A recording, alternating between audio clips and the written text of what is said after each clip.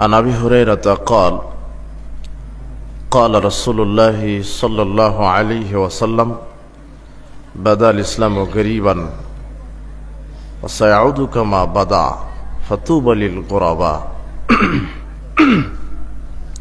رواه مسلم.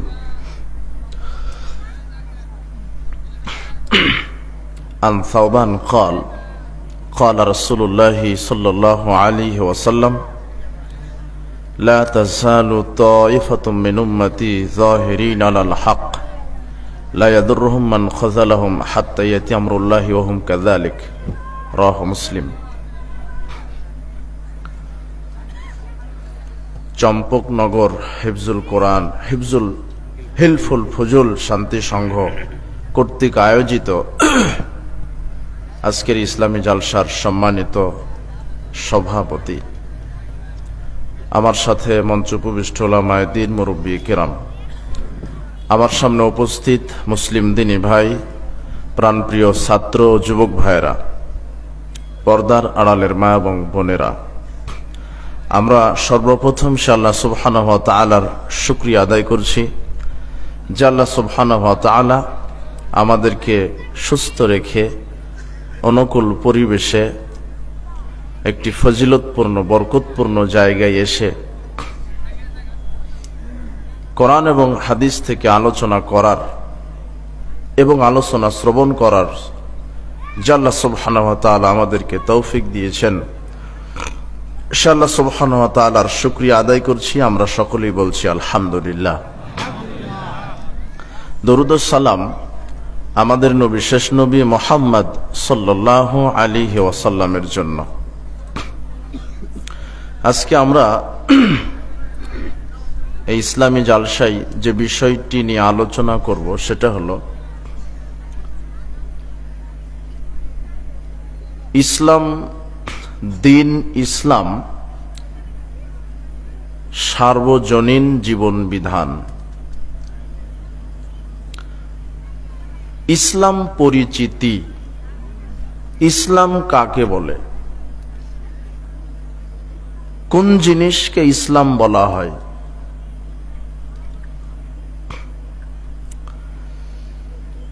উল্লেখিত বিষয়ে আমরা আলোচনা করার চেষ্টা করব ইনশাআল্লাহ।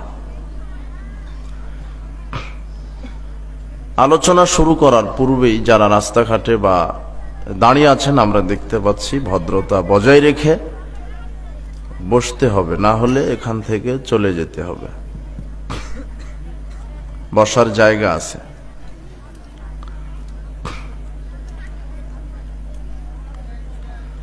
আর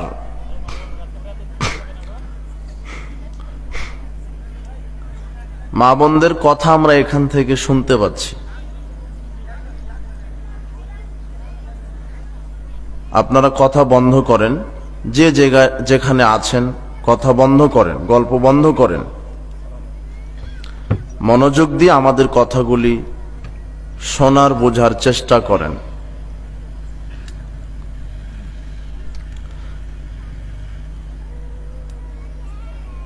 আর আপনারা এই যে দোকানপাট বসাতে সুযোগ করে দিয়েছেন কেন? এটা প্রথম বার্ষিকী মাহফিল, এই জন্য এদের অভিজ্ঞতা মনে হয় একটু কম। অন্তত আমাদেরকে দাওয়াত দিলে এগুলি পোস্টারে লিখে দিবেন নিচে যে আমাদের এই প্রোগ্রামে দোকানপাট বসতে দেওয়া যাবে না, নিষেধ। কেননা ওখানে ল্যাংটা মহিলারা দেখেন জিলাপি কিনছে। হিন্দুর মেলাতে সিগারেট গাঁজা বিক্রি হয়, আর মুসলিমদের তাফসির মাহফিলে সিগারেট গাঁজা বিক্রি হয়। ওখানে দেখেন সিগারেট বিক্রি হচ্ছে। বিচার মাঠে মাহফিল কমিটিকে ডেকে নেবেন আল্লাহ, নিয়ে বলবেন ওই যে সিগারেট বিক্রেতাকে বসতে দিয়েছিলি, ওইখানে সিগারেট বিক্রি করতো না যদি আজকে ইসলামী জাল সেখানে না দিতেন।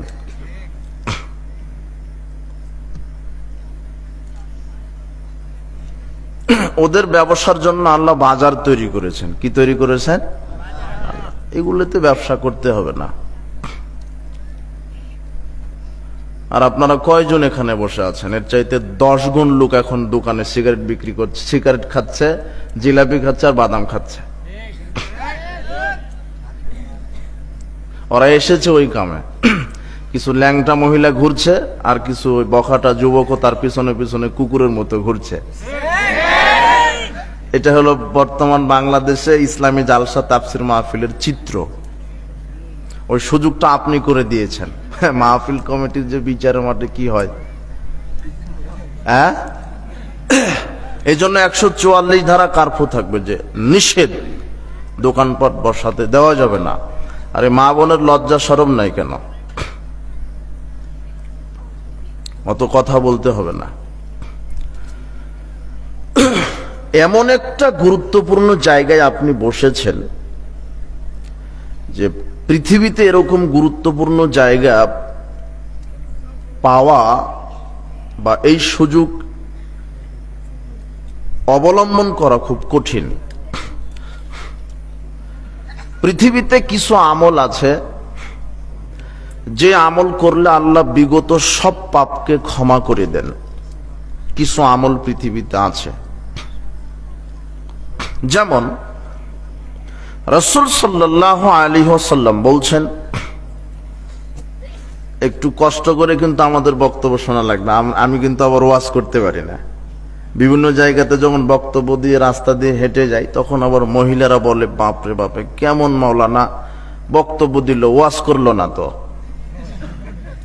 হ্যাঁ, ওয়াজ মানে একেবারে কান্নার ভঙ্গিতে কান্না করতে হবে, হাসানোর ভঙ্গিতে হাসিয়ে দিতে হবে, আর সুর করে বক্তব্য দিতে হবে, একটা কাহিনী ধরবে, এমন একটা কাহিনী। এগুলি হলো ওয়াজ, তাই না? আর এগুলি মানুষ বেশি পছন্দ করে, কিচ্ছা কাহিনী। আমার বক্তব্য একটু ধৈর্য সহকারে একটু শোনার চেষ্টা করবেন। আমরা আজকে ইসলামটা কি এটা জেনে আজকে এখান থেকে উঠবো ইনশাআল্লাহ। ইসলামটা কি? ইসলাম ইবাদত, তাওহীদ, ঈমান, এই চারটা বস্তু একটাই, নাম হলো চারটা। কয়টা? ইসলাম, ইবাদত, তাওহীদ, ঈমান। কয়টা নাম হলো? বস্তু কয়টা? একটাই। মহিলা, নারী, মেয়ে, স্ত্রী, কয়টা নাম হলো? বস্তু কয়টা? এবার বুঝেছেন? আচ্ছা, আমি একটু পরে ব্যাখ্যা দেব এগুলার। যে এই জায়গাতে যে বসেছেন, যারা ওই যে বাজারে ঘাটে রাস্তায় দাঁড়িয়ে আছে, আর ওই যে মহিলারা বেহায়ের মতো, নির্লজ্জের মতো, পশু প্রাণীর মতো গল্প করছে, এরা তো ধর্ম বুঝে না। যে কোথায় বসেছে এটা তো বুঝতে পারেনি, আপনি তো বুঝতে পারেননি। পৃথিবীতে কিছু আমল আছে, কিছু জায়গা আছে, যে জায়গার বিনিময়ে বা কিছু আমলের বিনিময়ে আল্লাহ সব পাপ, বিগত সব পাপ আল্লাহ ক্ষমা করেন। তার একটা হচ্ছে, রাসূল সাল্লাল্লাহু আলাইহি ওয়াসাল্লাম বলছেন, মা মিন মুসলিমাইনি ইয়ালতাকিয়ানি ফায়াতাসাফাহান। যখন দুজন মুসলিম সাক্ষাৎ হয়, পরস্পরের দুই হাতে মুসাফা করে সালাম বিনিময় করে, ইল্লা গুফিরা লাহুমা ক্বাবলা আন ইফতারিকা, এই তাদের পরস্পরের দুই হাতটা পৃথক হওয়ার পূর্বেই আল্লাহ তাদের বিগত সব পাপকে ক্ষমা করে দেন। মুসাফা পরস্পরের কয় হাতে? 3 হাত লাগালে কিন্তু আবার হবে না, 4 হাত লাগালেও হবে না, বুকে মারলেও হবে না, চুমা খেলেও হবে না, ইয়াগফিরুল্লাহু লানা ওয়া লাকুম এটা বললেও হবে না, উল্টা পাপ হবে। তাবারানী আওসাতে 245 নম্বর হাদিসে রাসূল বলছেন, ইন্নাল মুমিনা ইযা লাকিয়াল মুমিন, একজন মুমিন যখন আরেকজন মুমিনের সাথে সাক্ষাৎ করে, ফায়াতাসাফাহা, মুসাফা করলো, ফাখাযা বিয়াদিহি, তার এক হাত ধরে মুসাফা করলো। কয় হাত? ইয়াদুন মানে এক হাত। 2 হাতের কথা আসলে বিয়াদাইহি হতো, তার 2 হাত ধরে মুসাফা করলো, এরকম হতো, কিন্তু ইয়াদুন শব্দ আসছে, এক হাত ধরে মুসাফা করলে।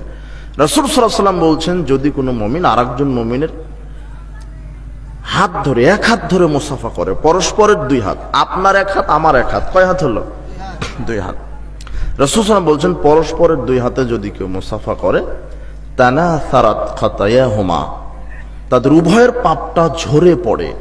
কামা ইয়াতানাসারু ওয়ারাকুশ শাজার, যেমন গাছ থেকে, বিশেষ করে শীতকালে গাছ থেকে পাতা কি হয়ে যায়, গাছ থেকে যেমন পাতা সব ঝরে পড়ে যায়, পরস্পরের দুই হাতে মুসাফা করলে তাদের আমল থেকে, তাদের গুনাহের খাতা থেকে সব গুনাহকে আল্লাহ ওইভাবে ঝরিয়ে দেন।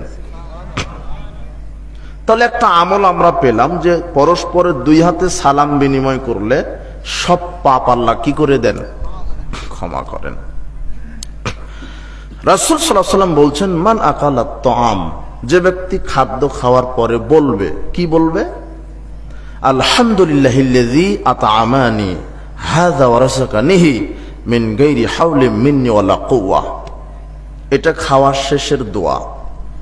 রাসূল সাল্লাল্লাহু আলাইহি ওয়াসাল্লাম বলছেন, কেউ যদি এই দোয়াটা বলতে পারে, গুফিরা লাহু মা তাকাদ্দামা মিন যামবিহি, তাহলে আল্লাহ তার বিগত সব পাপকে ক্ষমা করে দিবেন। একটা আমল পাওয়া গেল, খাওয়ার শেষে এই দোয়া। একটা আমল পাওয়া গেল, হাত ধরে মুসাফা করে সালাম বিনিময় করা। রাসূল সাল্লাল্লাহু আলাইহি ওয়াসাল্লাম বলছেন, কেউ যদি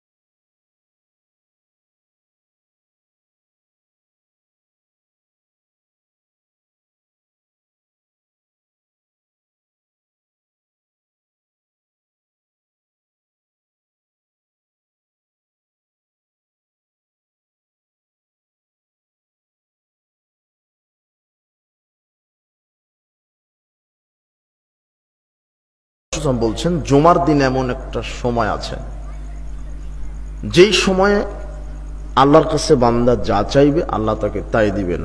হাদিসটা দু রকমের আছে। একটা আছে যে ইমাম যদি আপনার চাওয়াটা হয়ে যায় আল্লাহর কাছে, তাহলে আল্লাহর কাছে যা চেয়েছেন আল্লাহ আপনাকে তাই দিয়ে দিবেন। আর এখন একটা, এই কোরআনের মাজলিসে আসার কয়েকটা আদব আছে। কি আছে আদব? এক, নিয়তকে সহি করতে হবে, খালেস। বাড়ি থেকে বের হওয়ার পূর্বেই বলবেন আল্লাহ আমি কোরআনের জালসায় যাচ্ছি শুধু তোমাকে খুশি করার জন্য, যা শুনবো তা মেনে চলার চেষ্টা করব, তুমি তৌফিক দান করো। এটা ইমান, ইখলাসটা ঠিক রাখতে হবে। দুই, এসে বসে যেতে হবে, দাঁড়ানো যাবে না। দাঁড়ালে আর ফজিলত পাবেন না। যারা দাঁড়িয়ে থাকবে তাদেরকে ক্ষমা করবেন না। হাদিসে বসার কথা বলা হয়েছে উস্তাদি, তাই নাকি? আচ্ছা, হাদিসে কিসের কথা বলা হয়েছে? বসা। দাঁড়ালে আর হবে না। দুই নম্বর হচ্ছে কি করতে হবে? এসে বসতে হবে। তিন, মনোযোগ সহকারে শুনতে হবে, ছাগলের মতো চিৎকার করা লাগবে না। যদি ঘেউ ঘেউ করেন, কথা বলেন যে এখনো কথা বলছে মহিলা, ও অবাক মহিলা গো, কেমন মহিলা, অবাক। ওদের যাক বেশি কথা বলা হবে না। তিন নম্বর শর্ত হলো মনোযোগ দিয়ে একনিষ্ঠতার সাথে বক্তব্য শ্রবণ করতে হবে। ইন্নাল্লাহা লা ইয়াকবালু মিনাল আমালি ইল্লা মা কানা লাহু খালিসান। আল্লাহ ওই ব্যক্তির আমল কবুল করেন না যে ব্যক্তি উদাসীন, যে ব্যক্তি মনোযোগী, ইখলাস, একনিষ্ঠতার সাথে আল্লাহকে খুশি করার জন্য আমল করে, আল্লাহ তার আমল কবুল করেন, এছাড়া কবুল করেন না। চার নম্বর, মাজলিসে বক্তব্য শুনবেন, মাঝে মাঝে বলবেন সুবহানাল্লাহ, আলহামদুলিল্লাহ, লা ইলাহা ইল্লাল্লাহ, আল্লাহু আকবার। পাঁচ নম্বর, মাঝে মাঝে কিছু চাইতে হবে আল্লাহর কাছে। আল্লাহ আমাকে জান্নাত দান করো, আল্লাহ আমার পাপ ক্ষমা করো, আমার পিতা মারা গেছেন, কবর শাস্তি মাফ করো, আমার মা অসুস্থ থেকে আরোগ্যতা দান করো, আল্লাহ আমার ছেলে পরীক্ষা দিচ্ছে, তার পরীক্ষাটা ভালো করে দাও, আল্লাহ আমার ছেলে মেয়ের মেধা প্রজ্ঞা ইসলামের উপরে বাড়িয়ে দাও। মানে চাইতে থাকবেন, একটু পর পর চাইতে থাকবেন, আর আল্লাহর কাছে বেশি বেশি ক্ষমা চাইবেন। ছয়, মাজলিসের একটা কাফারা আছে, রব্বিক ফিরলি ওয়া তুব আলাইয়া ইন্নাকা আনতাত তাওয়াবুল গফুর। এটা হলো মাজলিসের কাফারা। মানে আল্লাহ তুমি আমাকে ক্ষমা করো, আমার তওবা কবুল করো, তুমি ক্ষমাশীল, তুমি তওবা কবুলকারী। বাংলাতেই বলেন আল্লাহ ক্ষমা করো, আল্লাহ তুমি তওবা কবুলকারী, আমি তওবা করছি, আমাকে ক্ষমা করো। আল্লাহ আমি তোমার কাছে সন্তান হয় না, আমার সন্তান চাচ্ছি। আল্লাহ আমার মা মারা গেছে, কবর শাস্তি মাফ করো। আল্লাহ আমাকে নেক স্ত্রী দান করো। আল্লাহ আমি বেকার যুবক, আমাকে হালাল রুজির ব্যবস্থা করে দাও। তখন এখানে চতুর্দিকে ফেরেশতারা ঘিরে বসে আছেন। যখন আপনারা উঠে চলে যাবেন তখন সব ফেরেশতা আকাশে চলে যাবে। তখন আল্লাহ জিজ্ঞাসা করবেন মিনাইনা যেই ভাই তোমরা কোথায় থেকে আসলে? অথচ আল্লাহ কিন্তু ভালো করে জানেন ফেরেশতারা কোথা থেকে গেল। আল্লাহ জানেন না? জানেন। এরপরও আল্লাহ জিজ্ঞাসা করবেন। তখন ফেরেশতারা সব বলে দিবে আপনাদের কি কি করেছেন এখানে। ফেরেশতারা বলবো যে লোকটা তাসবিহ পড়েছে, আপনার কাছে জান্নাত চেয়েছে, আপনার কাছে ক্ষমা চেয়েছে, পিতামাতার কবরের শাস্তি থেকে বাঁচতে চেয়েছে। তখন আল্লাহ বলবেন উশহিদুকুম, তোমরা সাক্ষ্য থাকো, তোমরা সাক্ষ্য থাকো। কাদ গাফারতু লাহুম, মজলিসে যারা আমার কাছে ক্ষমা চেয়েছে আমি তাদের সবাইকে ক্ষমা করে দিলাম। ফেরেশতাদেরকে সাক্ষী রাখলেন কে? আল্লাহ। আমি তাদেরকে কি করে দিলাম?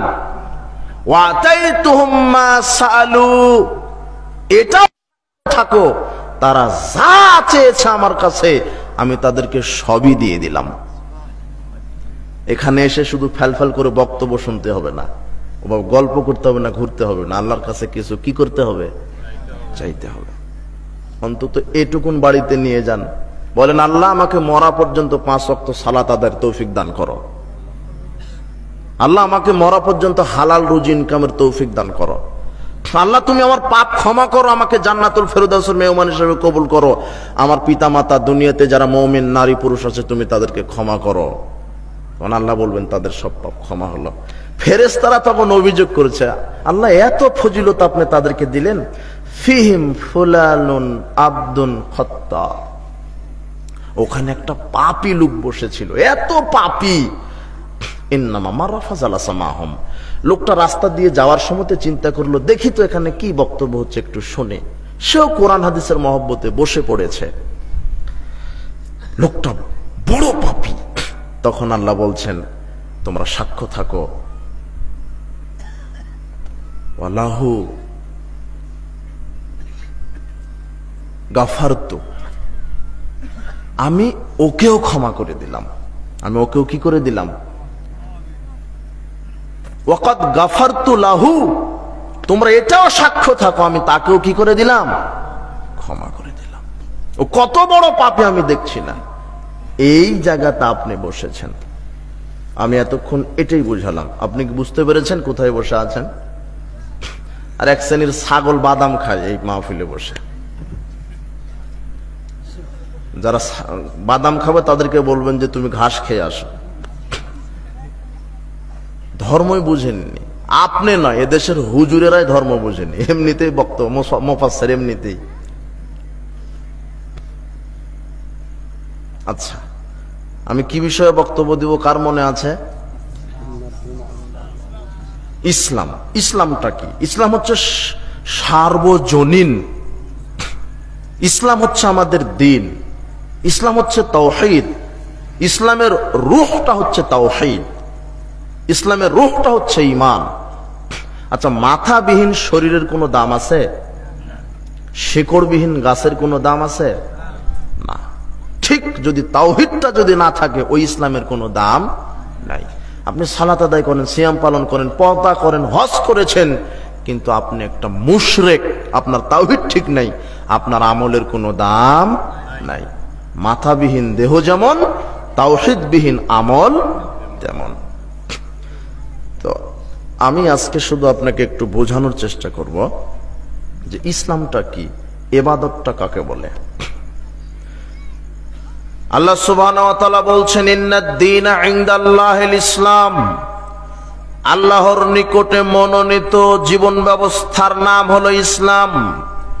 ওয়া মা ইয়াবতাগি গায়রাল ইসলামি দীনান ফালা ইকবালা মিনহু ওয়া হুয়া ফিল আখিরাতি মিনাল খাসিরিন। যারা ইসলাম ছাড়া অন্য কোনো দিন, অন্য কোনো মতবাদ, ইজাম, ফেরকার অনুসরণ করবে, তাদের নিকট থেকে কিছু আমি আল্লাহ কবুল করব না। তারা বিচার মাঠে ক্ষতিগ্রস্তদের অন্তর্ভুক্ত হবে। আল্লাহ প্রদত্ত জীবন ব্যবস্থার নামটা কি? ইসলাম। কিন্তু অধিকাংশ মানুষ ইসলাম সম্পর্কে ভুল ধারণায় আছে। ঈমানটা কি? অধিকাংশ মানুষ ভুল ধারণায় আছে। আমি যদি জিজ্ঞাসা করি ঈমান মানে কি, বলবে বিশ্বাস। কি ঈমান শব্দের অর্থ কি? মেরে দিল, আত্মসমর্পণ করা। আর একজন বলছে কি? বিশ্বাস।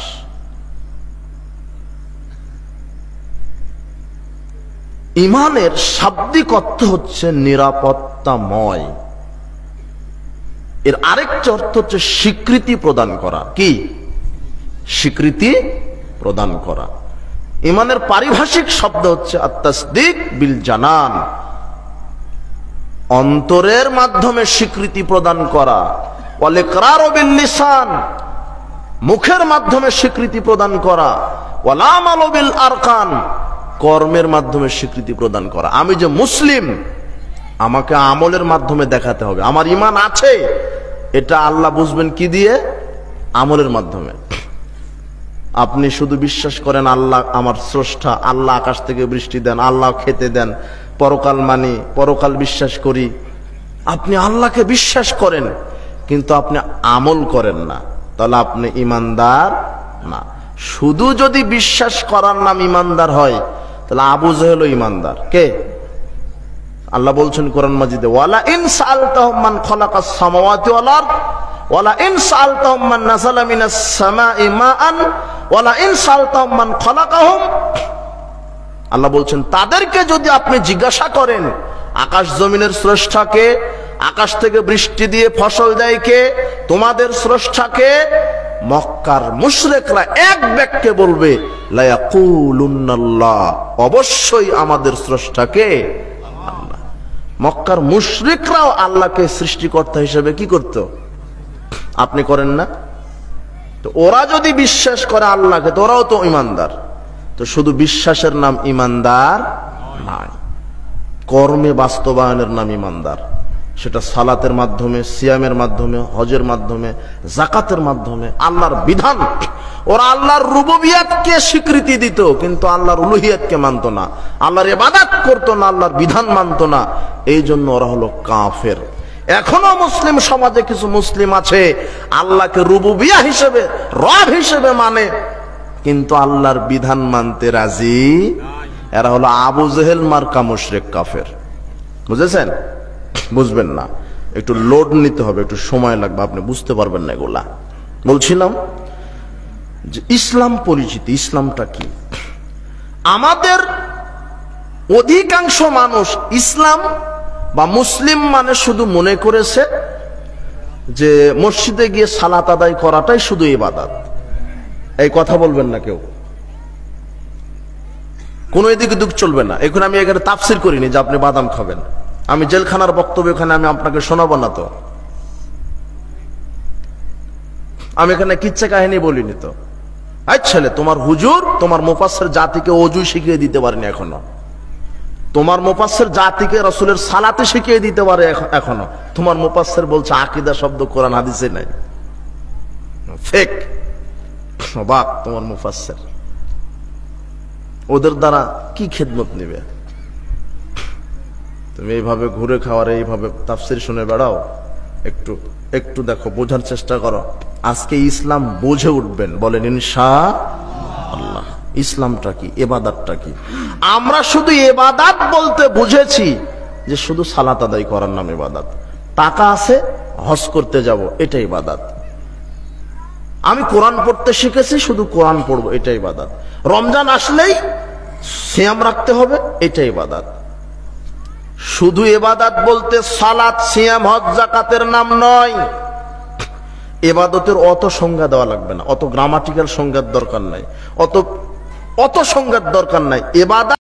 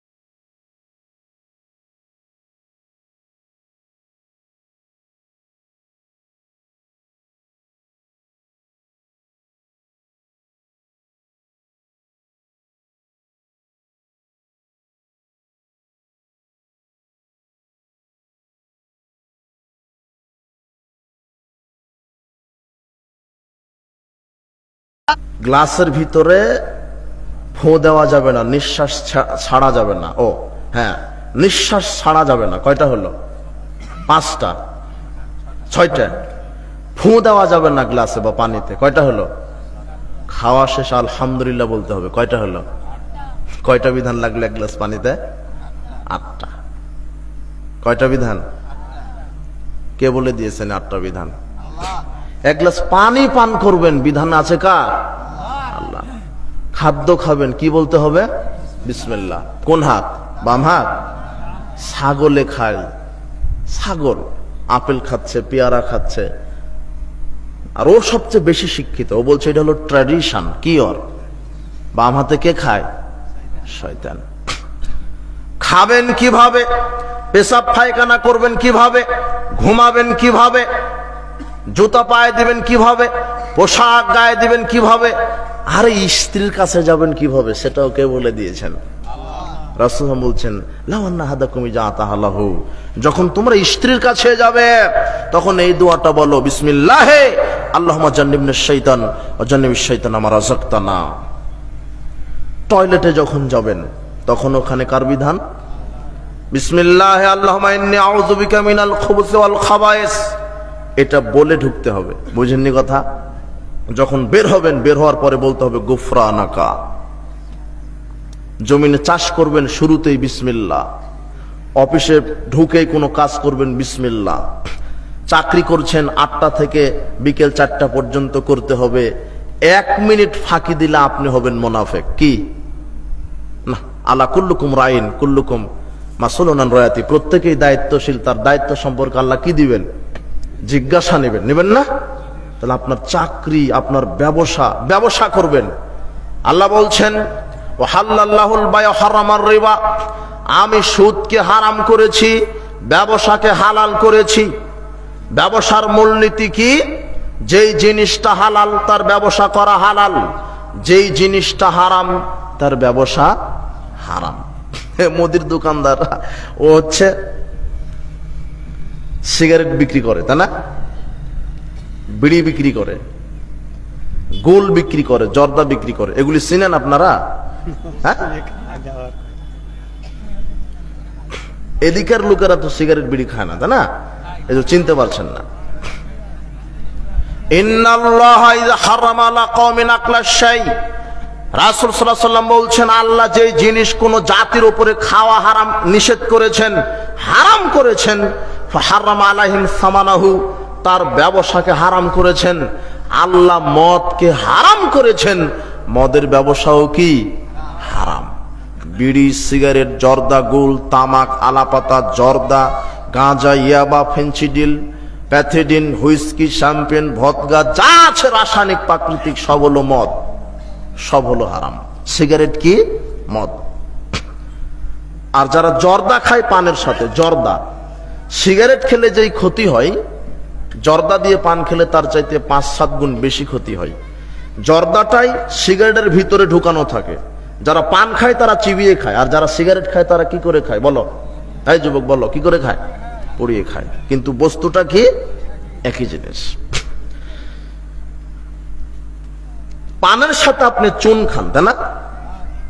কিডনিতে পাথর জমানোর প্রধান কারণটাই হচ্ছে এই চুন যারা খায় এদের কিডনিতে পাথর জমার সম্ভাবনা বেশি থাকে। পাথর সৃষ্টি করে চুন আপনি খান। জর্দা যেটা ক্যান্সার সৃষ্টি করতে পারে। এগুলি বৈজ্ঞানিক ব্যাখ্যা দিচ্ছি, কিন্তু ইসলামের ব্যাখ্যা কি? এগুলো হলো হারাম। এগুলি কি হারাম। এই 3 শ্রেণীর মানুষ জান্নাতে যাবে না। তার এক হচ্ছে যারা এই হারামখোর, এই বিড়ি, সিগারেট, জর্দা, ইয়া বা গুল খায়, মদখোর যারা, এদের উপরে জান্নাত আল্লাহ কি করেছেন? হারাম। তো ব্যবসাটা যে করবেন, এখানেও কার বিধান? খাদ্যে ভেজাল দিতে পারবেন না, ওজনে কম দিতে পারবেন না, হারাম মানের ব্যবসা করতে পারবেন না, মজুদদারিতা করতে পারবেন না, মুনাফাখুরি করতে পারবেন না, সুদের উপরে লোন নিয়ে ব্যবসা করতে পারবেন না। আপনার মুদির দোকানদার ও মুদির দোকান দিয়েছে ব্যাংক থেকে লোনের টাকা দিয়ে। কি দিয়ে? আর আপনার এলাকার একটা ভ্যান চালক ভ্যান কিনেছে ব্যাংক থেকে লোনের টাকা দিয়ে। আরে পানের দোকানদার পানের দোকান দিয়েছে ব্যাংক থেকে লোনের টাকা দিয়ে। আমাকে বলছে এই যে ওস্তাদ, এই যে মোটর সাইকেলের শোরুম দেখছেন না, এখানে 5 কোটি টাকার মোটর সাইকেল কিনেছি, তো ওগুলি ব্যাংক থেকে লোন নিয়ে, ওর সব হারাম। ওর ব্যবসা কি? ওর পানের দোকান হারাম, ওর ভ্যান হারাম, ওর মোটরসাইকেলের শোরুম হারাম, ওর মুদির দোকান হারাম। কেন? সব লোনের সুদের টাকাতে নিয়ে ব্যবসা করছে। বুঝেননি কথা মনে হয়? আর এই যুবক শোনো, তোমার বাপ হুজুরকে ভালোবাসে খুব, হুজুরকে ভালোবাসে, মৌলবীকে খুব ভালোবাসে, তার পিছনে কেরাত শুনবে খুব, হুজুর প্রশংসা করে তোমার বাপ, মৌলবীকে ভালোবাসে, মসজিদের ইমামকে খুব ভালোবাসে। কিন্তু তোমার বাপ যখন তোমার বোনকে বিবাহ দিবে তখন আর হুজুরের সাথে দিবে না, মৌলবীর সাথে দিবে না। কেন? কেন? মৌলবী তো 5,000 টাকা বেতন পায়, মৌলবী তো 12,000 টাকা বেতন পায়। তোমার বাপ 2 বার হজ করেছে, বলো তো কয়বার? আর 14 বার উমরা করেছে, দাদার নামে, নানির নামে, দাদার নামে, অমুকের নামে, খালার নামে, ফুপুর নামে, সবার নামে কয়বার উমরা করেছে? 14 বার। আর 2 বার হজ করেছে। এই হাজী সাহেব যখন তার মেয়েকে বিবাহ দিচ্ছে তখন আর ইমামের সাথে, মৌলবীর সাথে নয়, ও ব্যাংকারের সাথে দিয়েছে। কার সাথে? ব্যাংকার, যে 1.5 লক্ষ টাকা বেতন পায়। কয় লক্ষ? 1.5 লক্ষ টাকা। ও মৌলবীর সাথে বিবাহ দিবে না, ও 12,000 টাকা বেতন পায়। দিয়েছে কার সাথে? ব্যাংকার। যে ওযুই শিখেনি, যে বেনামাজি, যে সালাত আদায় করে না, যে হারামখোর, হারামখোরের সাথে মেয়ে বিবাহ দেওয়া হারাম, বেনামাজির সাথে মেয়ে বিবাহ দেওয়া হারাম। ব্যাংকে চাকরি করা হারাম, কিন্তু ব্যাংকে চাকরি করা হারাম এ কথা বলছি না, সুদী ব্যাংকে চাকরি করা হারাম। কোন ব্যাংকে? আপনার বাংলাদেশে তো সুদী ব্যাংক নাই, তাই না? সুদী ব্যাংকে চাকরি করা হারাম। ব্যাংকে চাকরি করা যায়, কিন্তু কোন ব্যাংকে চাকরি করা হারাম? সুদী ব্যাংক। আপনি আপনার ছেলেকে বলবেন, বেটা তুই কালকে থেকে ভিক্ষা কর, ভিক্ষা করে খাওয়া ভালো সুদী ব্যাংকে চাকরি করার চাইতে। ঠিক বলা লাগবে না, আমি ঠিক বলেই বলছি। ঠিক এই খুঁটিটা ভিক্ষা করে, হাসেন না, এই খুঁটিটা কি করে? ভিক্ষা বুঝেন কি? ফকির ভিক্ষা করে। আগে আমাদের আম্মারা বলতো, এই যাও 1 গ্লাস চাউল দিয়ে যা, দোয়া করবে, দোয়া করবে। তখন ফকির ওই চাউল ঢেলে বলতো, তোমাকে বাবা অনেক বড় করুক, হ্যাঁ অনেক টাকাওয়ালা করুক, অনেক চাকরিজীবী করুক। এবার দোয়া করে না? বুঝেননি? ওই আম্মা, আমার আম্মা বলতো যে যা তো ভিক্ষে দিয়ে দোয়া করবে। ওই যে ভিক্ষা মানে ভিক্ষুক, এই খুঁটিটা কি করে? আর এই খুঁটিটা সুদী ব্যাংকে চাকরি করে। এই হলো 1.5 লক্ষ টাকা বেতন পায়, আর এ হলো মাসে ভিক্ষা করে 30,000 টাকা ইনকাম করে। কয় হাজার? এ যদি তাহাজ্জুদে দাঁড়িয়ে আল্লাহর কাছে বলে, আল্লাহ আমার দোয়া কবুল করো, আমার ইবাদত কবুল করো, আল্লাহ এটা কবুল করে নেবে।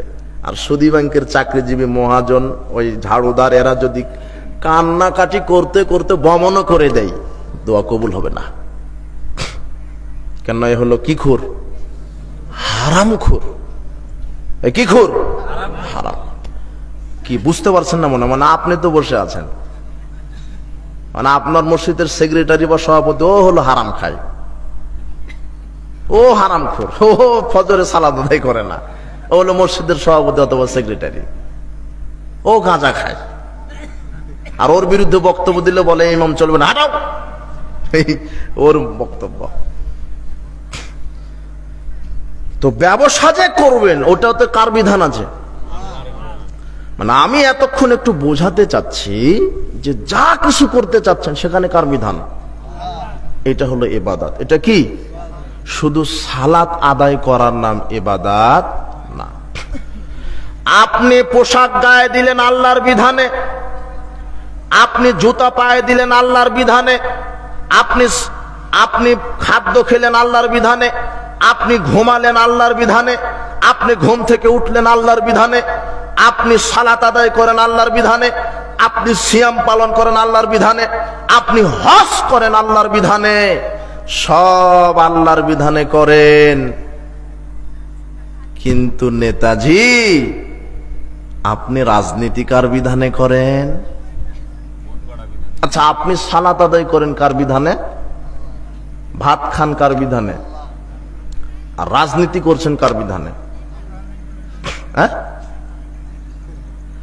অর্থনীতি চালান কার বিধানে? কি বাংলাদেশে সরকার বলে দিয়েছে যাকাত ভিত্তিক অর্থনীতি? হ্যাঁ বলে দিয়েছে? কি বলেছে?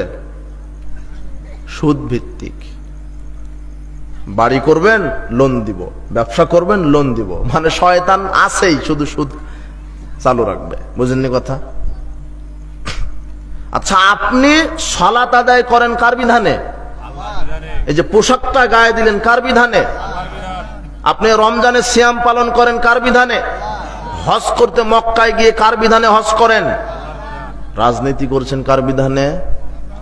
ও, আপনি শুধু মনে করেছেন ইসলাম মানে শুধু মসজিদে গিয়ে সালাত আদায় করা। ইসলাম মানে রমাদান আসলে সিয়াম পালন করা। জি না, শুধু সালাত সিয়ামের নাম ইসলাম ইবাদত নয়। আপনি যা করতে চাচ্ছেন সেখানে কার বিধান আছে? যা করবেন সেখানে কার বিধান অনুযায়ী করতে হবে? আল্লাহর বিধানে। এদেশের রাজনীতি সেকুলার রাজনীতি। এতক্ষণ যা শুনেছেন, এখন একটু মনোযোগ দিয়ে শুনেন। আপনাকে বোঝাবার জন্য এখানে বসেছি। বিরক্ত হচ্ছেন নাকি? আচ্ছা, বাংলাদেশের রাজনীতি কি রাজনীতি? সেকুলার। বুঝবেন না এ কথা। কিছু যুবক বা কিছু শিক্ষিত আছে, তবে আপনারা বুঝবেন, একটু ধৈর্য ধরেন, একটু। ওই যে দেখেন মহিলারা এখনো কথা বলছে। মা বোনদের ব্যাপারে শেষে কিছু কথা বলবো ইনশাল্লাহ। তবে আলহামদুলিল্লাহ আমাদের রাজশাহীর নারী পুরুষ এরা ভদ্র, শিক্ষিত, এরা ভাষা মার্জিত। আলহামদুলিল্লাহ বলেন আলহামদুলিল্লাহ। আমাদের রাজশাহীর কিন্তু একটা ঐতিহ্য আছে, আমাদের ভাষা, আমাদের শহর, আমাদের রুচি, এবং আমাদের রাজশাহীটা হচ্ছে আমের জন্য বিখ্যাত বলা হয়, তাই না? আবার আমাদের পাশের জেলা হচ্ছে নওগাঁ ধানের জন্য বিখ্যাত। কিসের জন্য? এবং ভাষাগত, রুচিগত সব দিক থেকে মাধুর্য পরিমার্জিত হচ্ছে রাজশাহীর মানুষেরা। সুবহানাল্লাহ। রাজশাহীর একটা ঐতিহ্য আছে, একটা সুনাম আছে, আলহামদুলিল্লাহ। এটা আমাদের বক্তব্যের গতি, যাতে করে আপনি একটু সোজা হতে পারেন। এই জন্য মাঝে মাঝে একটু ধমক দিই। রাগ করেন নাকি? না, তবে আপনাকে বুঝতে হবে কি বাংলাদেশের রাজনীতি সেকুলার রাজনীতি। বাংলাদেশের রাজনীতি গণতান্ত্রিক রাজনীতি। এরা শুধু মনে করেছে যে সালাত আল্লাহর বিধানে করব, শুধু সালাতটাই মনে করেছে ইসলাম, শুধু সালাতকে মনে করেছে ইবাদত। কিন্তু ইবাদত যে রাজনীতিটাও করতে হবে আল্লাহর বিধানে, এটা এদের জানা। সেকুলার বোঝেন? সেকুলার হচ্ছে দুনিয়ামুখী, পরকাল বিমুখতা, ইমান শূন্য করা একটা মতবাদ হচ্ছে সেকুলার মতবাদ। একটা কুফরি মতবাদ, একটা শিরকি মতবাদ, সেকুলার। আর বাংলাদেশ স্বাধীন হওয়ার পর থেকে আজ পর্যন্ত, এই যে আজকে কত তারিখ? 30 তারিখ। 1971 সালে স্বাধীন হয়েছে। এরপরে আজকে হলো 2000 কত সাল? এতদিন পর্যন্ত বাংলাদেশে যে রাজনীতি চলেছে সেকুলার। কি সেকুলার? সেকুলার হচ্ছে কি? সেকুলারের সঙ্গে সেকুলারিজম মানে ধর্ম নিরপেক্ষতাবাদ। সেকুলারিজম ধর্ম নিরপেক্ষতাবাদ। সেকুলার রাজনীতি, এই সেকুলাররা, আর অধিকাংশ নেতা নেত্রী সেকুলার রাজনীতিতে বিশ্বাসী। এদের আকীদা কি জানেন? এদের সেকুলারিজমের সঙ্গেই বলা হচ্ছে, secularism is the believe that religion should not be involve in the organisation of society education.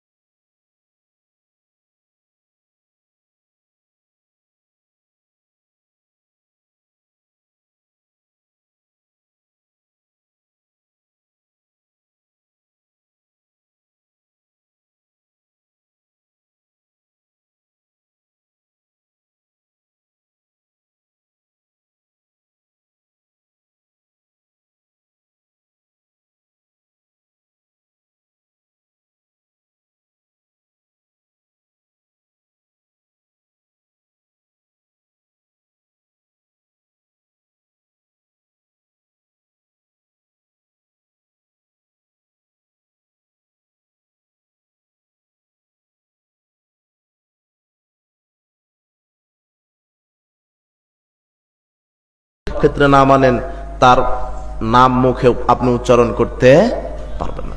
ইসলাম যদি না মানেন, আপনি বলতে পারবেন না আপনার দিন ইসলাম।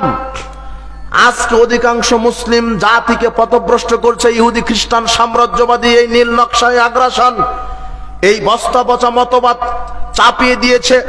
এই ডেমোক্রেসি আব্রাহাম লিঙ্কনের একটা কাল্পনিক বস্তা পচা মতবাদ, যেই মতবাদের উপরে আপনি বিশ্বাসী হয়ে আপনি রাজনীতি করছেন, অথচ রাজনীতিতে হওয়া লাগতো মুসলমানের ইসলামী খেলাফা। কি বুঝেন না? আপনি বুঝতে পারবেন না। একটু ধৈর্য ধরেন, উঠে চলে যাচ্ছেন, একটু আপনি বুঝতে পারবেন, আশা করি বুঝতে পারবেন।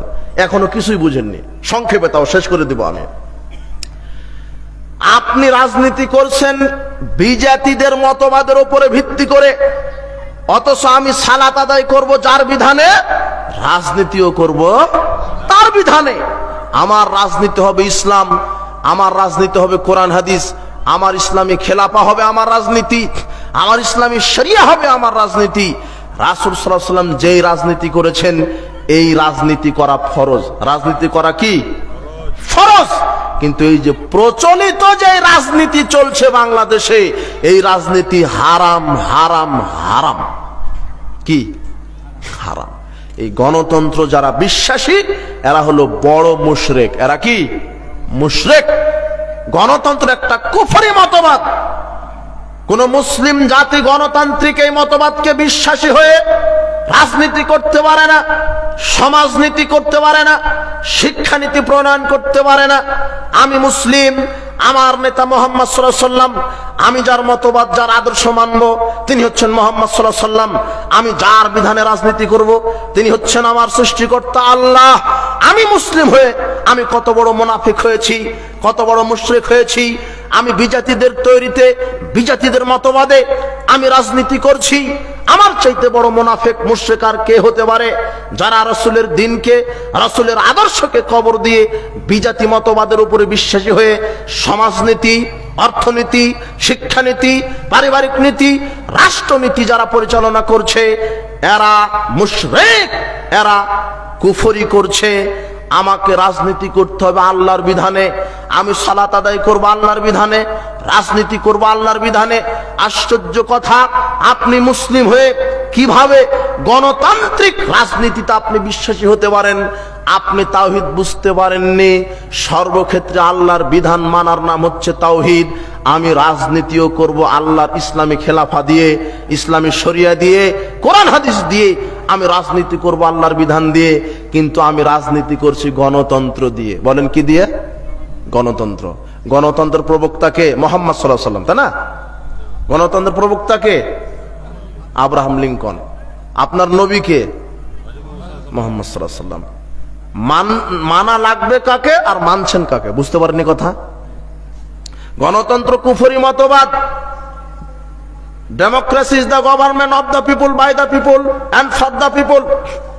ডেমোক্রেসি এমন একটা, গণতন্ত্র এমন একটা শাসন ব্যবস্থার নাম যে মানুষই ক্ষমতা তৈরি করবে, মানুষই আইন তৈরি করবে। মানুষের প্রভুত্ব ভিত্তিক শাসন ব্যবস্থা হচ্ছে গণতন্ত্র। এটা কি হতে পারে? মানুষের স্রষ্টাকে, মানুষ আইন মানবে কার? আল্লাহ বলছেন আলা লাহুল খালকু ওয়াল আমর, যিনি সৃষ্টি করেছেন আইন চলবে তার। গণতন্ত্র আর ইসলাম একটু পার্থক্য বোঝার চেষ্টা করেন। গণতন্ত্র ইসলামের মধ্যে পার্থক্য। গণতন্ত্র এর অর্থ হচ্ছে জনগণের আইন। জনগণের কি আইন? জনগণ আইন তৈরি করে জনগণকে চালাবে। এটা একটা কুফরি মতবাদ। কি মতবাদ? কুফরি। গণতন্ত্র আর ইসলামের মধ্যে পার্থক্য হলো, গণতন্ত্র মানব রচিত জীবন বিধান, আর ইসলাম হচ্ছে আল্লাহ প্রদত্ত জীবন বিধান। এক। দুই, গণতন্ত্রে অধিকাংশের রায় চূড়ান্ত, আর ইসলামে হক সত্য যেটা সেটা চূড়ান্ত। গণতন্ত্রে ক্ষমতার উৎস জনগণ, ইসলামে ক্ষমতার উৎস আল্লাহ। গণতন্ত্রের বিধান সংবিধান পরিবর্তনশীল, আর আল্লাহর কোরআন হাদিস অপরিবর্তনশীল। পার্থক্য হচ্ছে না? বুঝেননি কথা? তাহলে এটা একটা কুফরি মতবাদ। গণতন্ত্রে মানুষ পরিচালিত হবে মানুষের বিধান দিয়ে, আর ইসলামে মানুষ পরিচালিত হবে কার বিধান দিয়ে? আল্লাহর।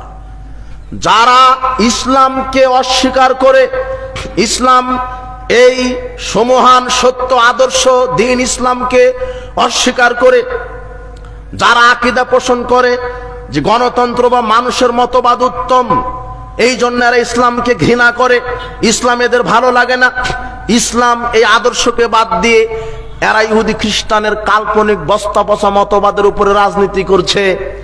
এই জন্যই তো বাংলাদেশে শান্তি নাই।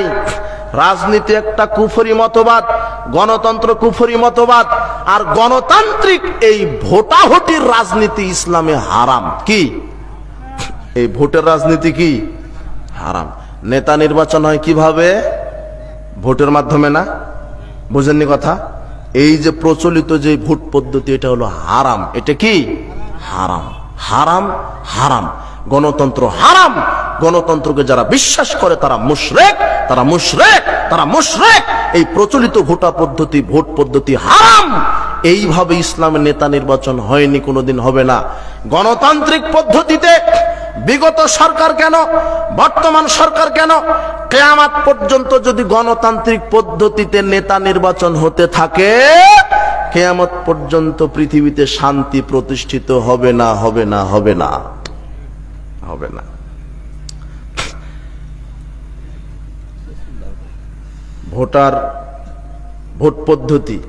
ভোট পদ্ধতিতে নেতা যদি হয় তাহলে অযোগ্যরা নেতা হবে। কারা নেতা হবে? অযোগ্য। এই খুঁটিটা মদিনা বিশ্ববিদ্যালয় থেকে পাশ করেছে। কোথায় থেকে? আর এই খুঁটিটা হলো মুচি। কি? দুজনেই পদপ্রার্থী, এমপি পদপ্রার্থী। এ হলো মদিনা মাদানি, এ হলো মুচি। দুজনে কি পদপ্রার্থী? এমপি পদপ্রার্থী। লোকজন লাইন ধরে ভোট দিচ্ছে। মাদানি সাহেব ভোট পেয়েছে 50টা বিশ্ববিদ্যালয়ের ভিসি, 50টা ভিসির ভোট পেয়েছে মাদানি সাহেব। আর মুসি ভোট পেয়েছে 51 জন ম্যাথরের। কতজন ম্যাথরের? বলতো এমপি কে? এতদিন এইভাবে অযোগ্য লোকেরাই কি ছিল? ক্ষমতায় ছিল, নেতা ছিল। প্রায় নাস্তিকেরা নেতাগিরি করেছে, দুর্নীতিবাজার নেতাগিরি করেছে প্রায়। এই অযোগ্য পদ্ধতিতে অযোগ্য লোকেরা ক্ষমতায় ছিল। আর গণতন্ত্রের ফজিলত আছে। গণতন্ত্রের ফজিলত কি জানেন? গণতন্ত্র হচ্ছে এটা একটা হত্যাতন্ত্র। কি তন্ত্র? এটা একটা গুমতন্ত্র, এটা একটা সন্ত্রাসতন্ত্র, এটা একটা দুর্নীতিতন্ত্র। অমুককে হটাও, আমাকে ক্ষমতায় বসাও, সবাইকে মেরে দাও, তাও আমাকে ক্ষমতা থাকতেই হবে। এর নাম হলো গণতন্ত্র। এটা হলো গণতন্ত্রের ফজিলত। আচ্ছা, হিরো আলম যদি নেতা হয়, কে চিনেন হিরো আলমকে? এই লুচ্চাটা যদি নেতা হয়, আর কই যুবক এখানে কে আছে, আর আপনি যদি, আপনার ছেলেটা যদি বিসিএস ক্যাডার হয়, হিরো আলম এমপি নেতা, আর আপনার ছেলেটা বিসিএস ক্যাডার, বলেন তো কে কাকে স্যার বলবে? হ্যাঁ, এই এমপি, এই যে এমপি হয়েছে একে স্যার বলা লাগবে। কাকে? বিসিএস।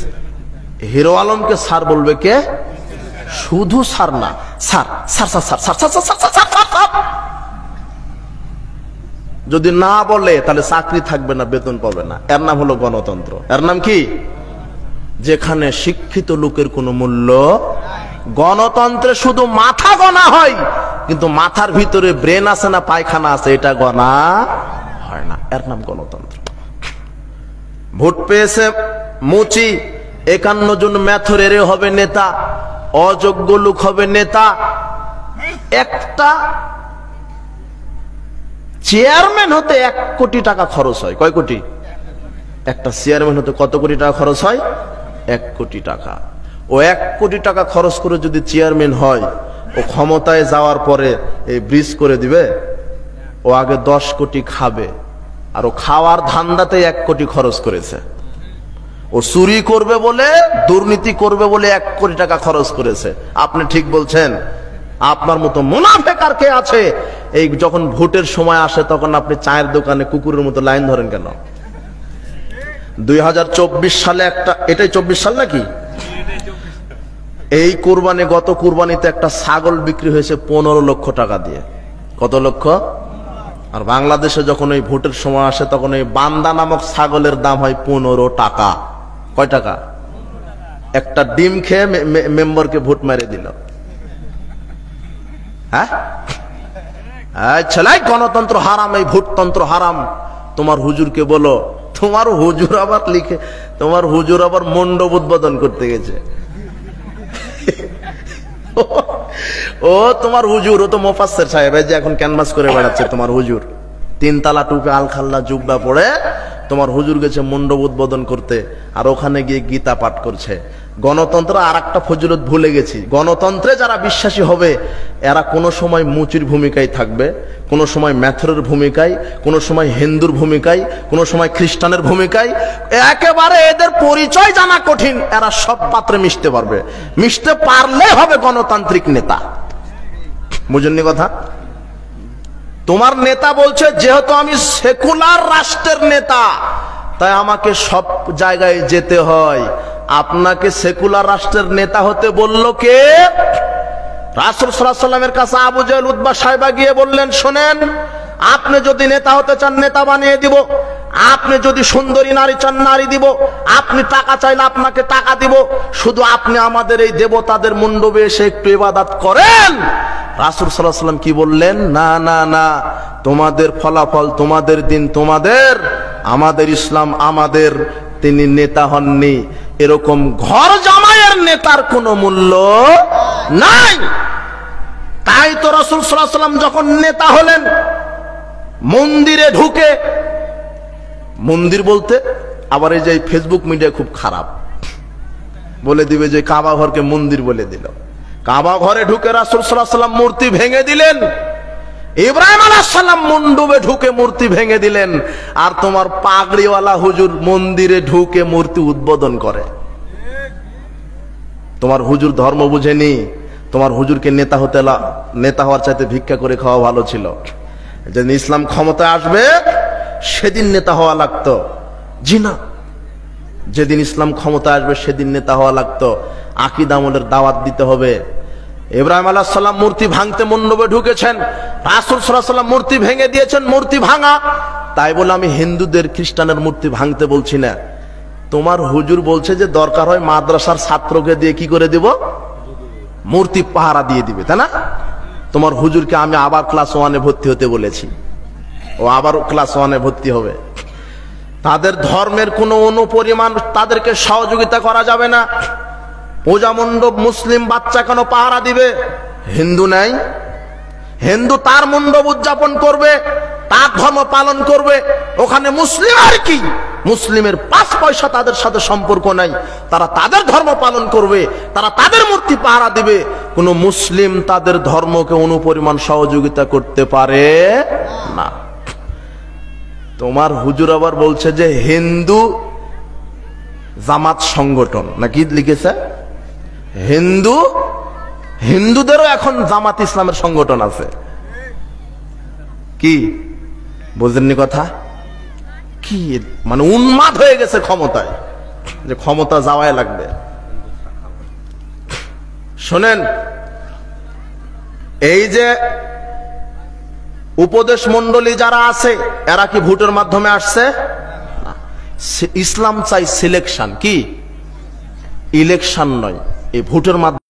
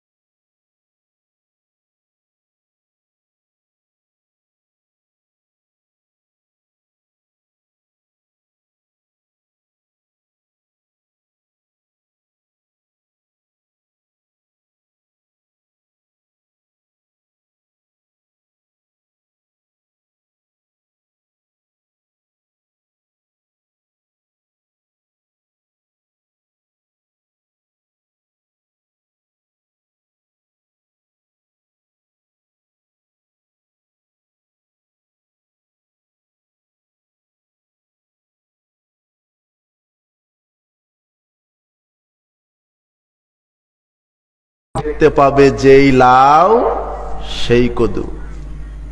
কথা বুঝেননি মনে হয়? গণতন্ত্রের চরিত্র হলো মুদ্রার এই পিঠ আর ওই পিঠ। যারা 15-16 বছর থেকে না খেয়ে আছে এদের কি অভিনয় আমরা দেখিনি নাকি? বুঝেননি কথা? কি বলছো তুমি? গণতন্ত্রই পচা, এটা কয়লা, যতই ধুবে ততই ময়লা হবে। গণতন্ত্রই খারাপ। তোমার হুজুর পাগড়ি পরে টুপি পরে ক্যানভাস করতে নেমেছে। জি না, ইসলামী গাঁজা ফ্যাক্টরি। ইসলামী কি ফ্যাক্টরি? তাহলে গাঁজা কি হয়ে গেল? বৈধ, তাই না? যেহেতু ইসলামী গাঁজা ফ্যাক্টরি এটা, তাহলে গাঁজা কি? তোমার হুজুর তোমাকে ধোঁকা দিচ্ছে। গণতান্ত্রিক মতবাদে তোমার হুজুর পৃথিবীতে ইসলাম কায়েম করতে পারবে না, এই কথা লিখে রাখেন। বাংলাদেশের 20 কোটি মানুষ, 18 কোটি মুসলিম, আপনারা লিখে রাখেন, গণতান্ত্রিক পদ্ধতিতে এই পৃথিবীতে কোনোদিন ইসলাম প্রতিষ্ঠিত হতে পারে না। রাসূলের আদর্শের বাইরে কোনো আদর্শ হতে পারে না, ইসলামের আদর্শের বাইরে কোনো আদর্শ হতে পারে না, রাসূলের নীতির বাইরে কোনো নীতি হতে পারে না, ইহুদি খ্রিস্টানের নীতিতে কোনোদিন ইসলাম কায়েম হবে না।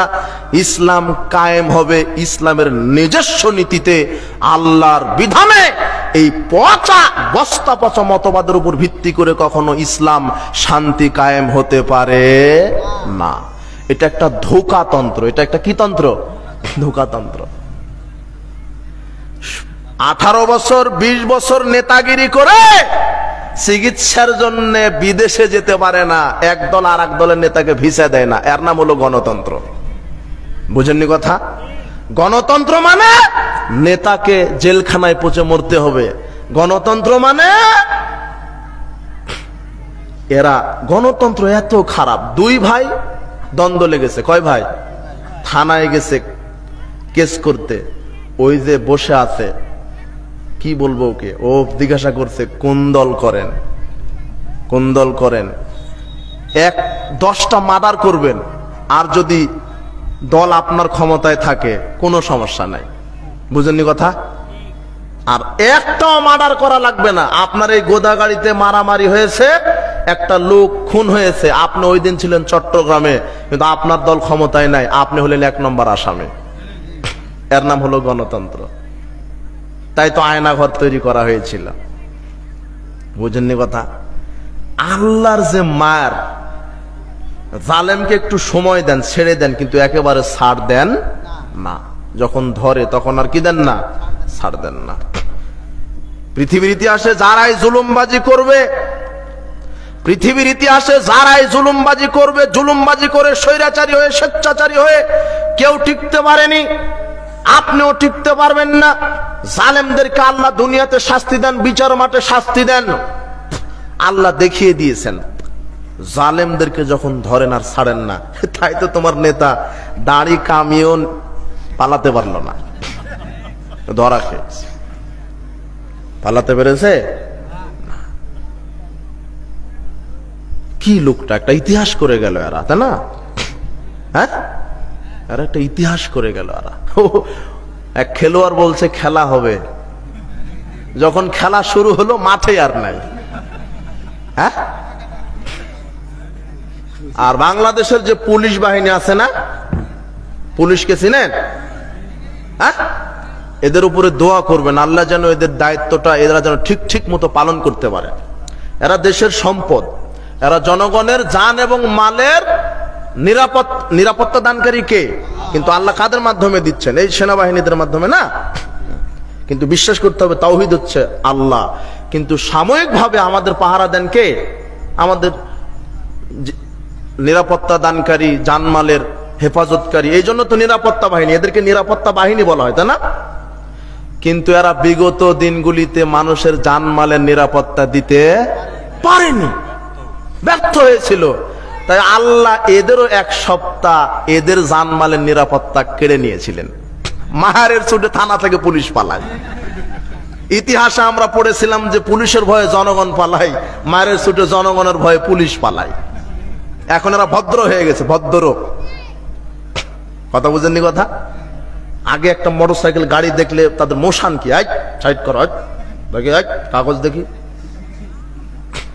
আয় 5,000 টাকা জরিমানা, থানা যা। আর এখন বলছে ছাড় ছাড় ছাড় ছাড় ছাড়। মানে মায়ের উপর আরো সুদ নাই। বুঝেননি কথা? আল্লাহ এদেরকে হেদায়েত দান করেছে, বলেন আলহামদুলিল্লাহ। সোজা হয়ে গেছে। এরা মনে করেছিল যে এদের দোষ নাই, তো পুলিশের দোষ নাই, সব ওই বড় কাকার দোষ। বলে দিয়েছে মাইরে দাও। আর এও চিন্তা করেছে অমুককে মারতে পারলেই তো আমার ডিগ্রি, আমি ওসি হয়ে যাব। বুঝেননি কথা? পুলিশের তো দোষ নাই, বড় বড় নেতার দোষ। তারা তো আদেশ করেছে। পুলিশের ব্যাপারে সুধারণা রাখবেন। পুলিশ এদেশের সবচাইতে কষ্ট করে কারা? পুলিশেরা। এদের খাওয়া নাই, ঘুম নাই, হওয়া নাই, মরা নাই। দাদা বাবু বলে দিয়েছে টয়লেটে ডিউটি দে, ও টয়লেটেই দাঁড়ায় আছে, তাই না? বেতন অল্প। এরা এত দেশের জন্য সংগ্রাম করে, কিন্তু ভুল হয়ে গেছে। এই জালেমের জুলুমবাজি করতে গিয়ে আল্লাহ এদেরকে ধরেছেন, তাই না? কিন্তু এদেরকে শিক্ষা নিতে হবে সবাইকে। এই জন্য আমরা সবার জন্য সুধারণা দোয়া করব। তো আমি এতক্ষণ বলছিলাম এই শেষ সময় গণতন্ত্রের ফজিলত বলছিলাম, মনে আছে তো? এটা হলো গণতন্ত্রের কি ফজিলত। গণতন্ত্রের ফজিলত হচ্ছে যারা সিনেমাখুর, গাঁজাখুর, ইয়াবাখুর, নারীখুর, এরা হবে নেতা, এরা হবে কি?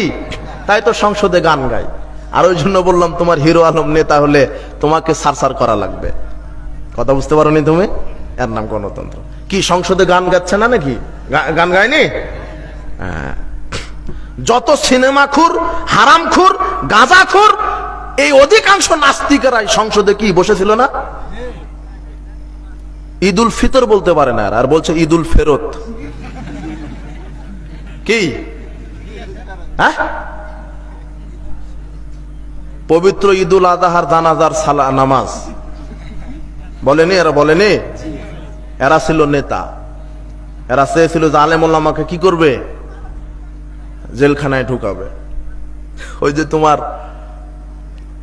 সাইদি সাহেবকে জেলখানায় ঢুকানোর সবচাইতে যে বেশি গোয়েন্দাগিরি করেছিল, সেই কয়েকদিন আগে ধরা খেলো, তাই না? একটা কে, আমার নাম জানা নাই, আপনারা বলে দিলেন।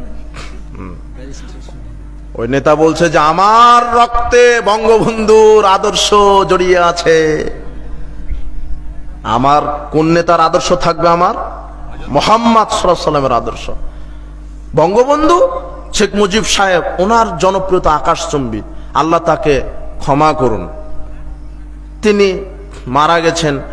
স্বাধীনতার ওপরে তার অবদান ছিল না? অবশ্যই ছিল। তার অবদানকে অস্বীকার করা যাবে না। এই যত পীর মাজার তৈরি হয়েছে, এই যাদের নামে মাজার তৈরি করা হয়েছে, এদের কিন্তু দোষ নাই। শাহজালাল রাহমাহুল্লাহ, আব্দুল কাদের জিলানী, এরা কিন্তু ভালো মানুষ ছিল, কিন্তু ওর মুরিদেরা ওদেরকে পচিয়েছে। বুঝেছেন কথা? ওদের নামে মাজার তৈরি করে। কিন্তু শেখ মুজিব সাহেব উনি তো মারা গেছেন, ওর নামে মুড়ে মুড়ে মূর্তি তৈরি করেনি। কথা বুঝেননি কথা? উনি যদি আদেশ না করে যান, আল্লাহ ওকে ধরবেন না, ইনশাল্লাহ ধরবেন না। কিন্তু আদেশ যদি করে যান, তাহলে কি করবেন? ধরবেন। এরা মনে করেছিল দেশ আমার, পৃথিবী আমার। ফেরাউন যেমন মনে করেছিল।